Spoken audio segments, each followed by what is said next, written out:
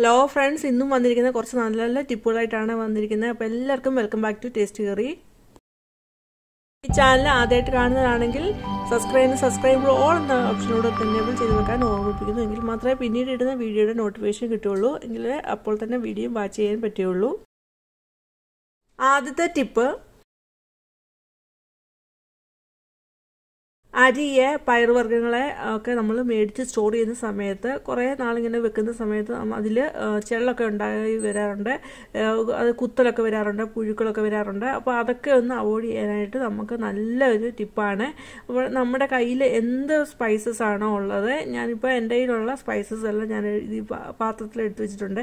അപ്പോൾ അതിൽ നിന്ന് നമ്മുടെ കയ്യിൽ എന്താണോ അവൈലബിൾ ആയിട്ടുള്ളത് ആ സ്പൈസസ് നമ്മൾ സ്റ്റോർ ചെയ്യുന്ന അതിനകത്തോട്ട് ഇട്ട് കൊടുത്താൽ മതി. അങ്ങനെ വെക്കുകയാണെങ്കിൽ കുറേ നാൾ ആ സാധനം അഴുക്കാകാതിരിക്കും, അരിയിലൊന്നും പുഴുക്കളൊന്നും ചെള്ളൊന്നും വരാതെ ഇരിക്കും. അപ്പോൾ നല്ലൊരു ടിപ്പാണ്, നിങ്ങളിത് ചെയ്ത് നോക്കണം കേട്ടോ.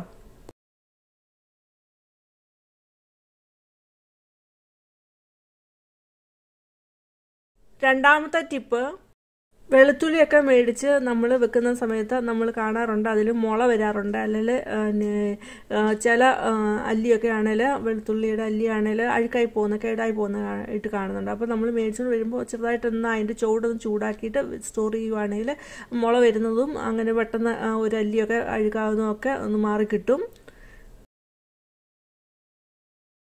അടുത്ത മൂന്നാമത്തെ ടിപ്പ് വീട്ടമ്മമാർക്ക് വളരെ പ്രയോജനപ്രദമായ ഒരു ടിപ്പാണ്. അപ്പം നമ്മൾ സവാളയൊക്കെ മേടിച്ച് വെക്കാറുണ്ട്.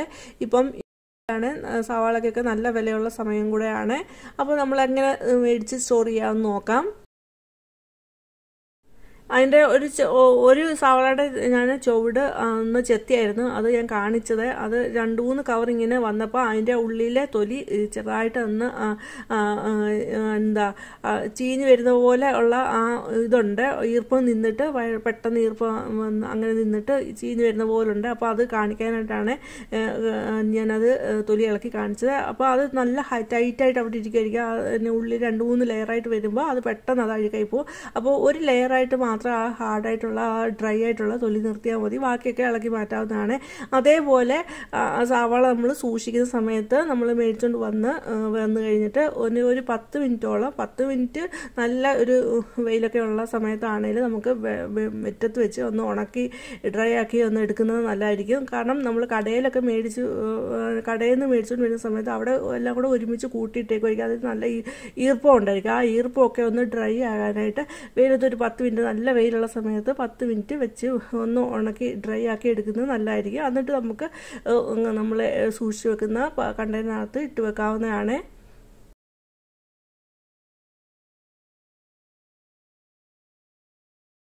അടുത്ത നാലാമത്തെ ഒരു ടിപ്പ്, ഞാനിപ്പോൾ സവാളയുടെ ഡ്രൈ ആയിട്ടുള്ള തൊലിയൊക്കെ ഇളക്കി ഞാൻ മാറ്റി. അപ്പോൾ ആ തൊലിയാണ് നമുക്ക് വളമായിട്ട് ഉപയോഗിക്കാം. നമുക്ക് ചെടിയൊക്കെ ഉണ്ടെങ്കിൽ, കിച്ചൺ ഗാർഡനൊക്കെ ഉണ്ടെങ്കിൽ അതിൽ കൊണ്ട് ഇടാവുന്നതാണ്. വെറുതെ ഇട്ടാലും മതി.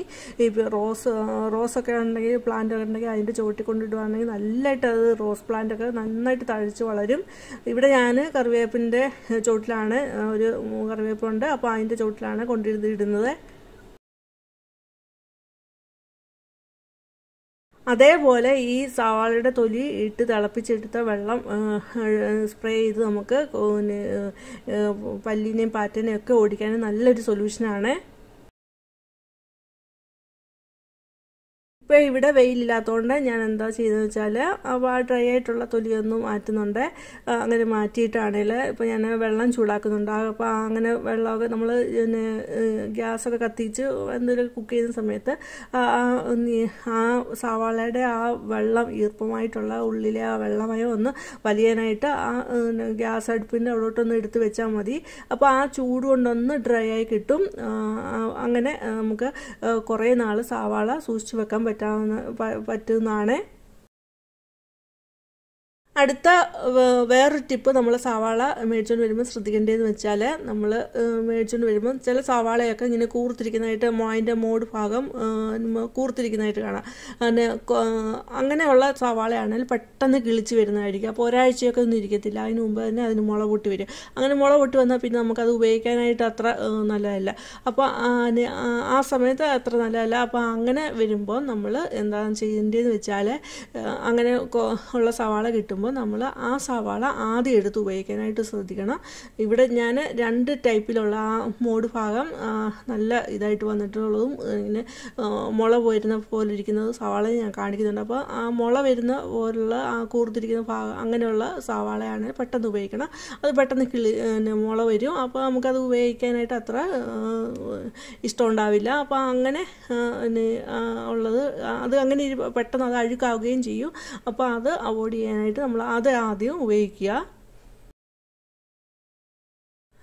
അടുത്ത 5ാമത്തെ നമ്മൾ സവാളയൊക്കെ മേടിച്ച് സ്റ്റോർ ചെയ്യുമ്പോൾ ശ്രദ്ധിക്കേണ്ട ഒരു ടിപ്പാണ്. നമ്മൾ സവാളയൊക്കെ മേടിച്ചുകൊണ്ട് വന്ന് അത് നമ്മൾ ഡ്രൈ ആയിട്ടുള്ള പാട്ടൊക്കെ മാറ്റി നമ്മൾ അതിന് സ്റ്റോർ ചെയ്യുന്ന സമയത്ത് ഒരു പാത്രം ഇതുപോലെ ഞാൻ ഇവിടെ ഒരു പാത്രം എടുത്തിട്ടുണ്ട്. അതിലോട്ട് കുറച്ച് അരിമണികൾ ഇട്ട് കൊടുക്കുന്നുണ്ട്. അങ്ങനെ അരിമണികളൊക്കെ ഇട്ട് കൊടുത്തിട്ട് അങ്ങനെ സവാള അതിൻ്റെ പുറത്തായിട്ട് ഇങ്ങനെ വെച്ച് കൊടുക്കുകയാണെങ്കിൽ ആദ്യം എല്ലാവരും കുന്നുകൂടി ഇടരുത്. ഒന്ന് അകലത്തിൽ വെച്ചിട്ട് നമ്മൾ അങ്ങനെ സ്റ്റോർ ചെയ്ത് വെക്കുകയാണെങ്കിൽ കുറേ നാൾ അങ്ങനെ സവാള ഇരിക്കും. അതിൽ കാറ്റ് കയറുന്ന പോലെ എല്ലാ സവാളയിലും കാറ്റ് കയറുന്ന പോലെ ഉള്ള രീതിയിൽ വേണം വെക്കാനായിട്ട്. അങ്ങനെ വെക്കുന്ന സമയത്ത് അത് പെട്ടെന്ന് അഴുക്കാകാതെ കുറേ നാൾ നമുക്കത് സ്റ്റോർ ചെയ്ത് വെക്കാവുന്നതാണ്.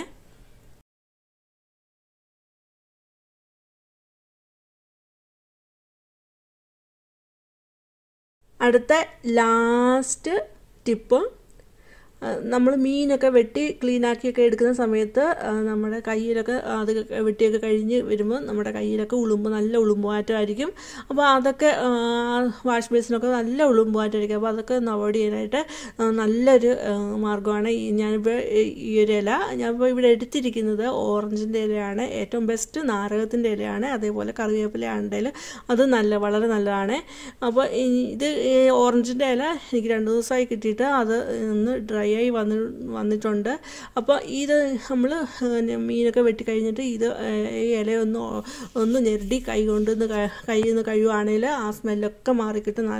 നല്ല ആയിട്ട് തന്നെ മാറിക്കിട്ടും. ആ ഉളുമ്പുമാറ്റം എല്ലാം മാറിക്കിട്ടും. അതേപോലെ വാഷ് ബേസിനൊക്കെ അതൊന്ന് ഇലയിട്ടൊന്ന് കഴുകുകയാണെങ്കിൽ നല്ലതായിട്ട് ആ ഉളുമ്പുമാറ്റം എല്ലാം മാറിക്കിട്ടും. അപ്പോൾ ഇതുപോലെ ഒന്ന് ശ്രമിച്ച് നോക്കുക. എന്നിട്ട് നിങ്ങളുടെ അഭിപ്രായം പറയണം.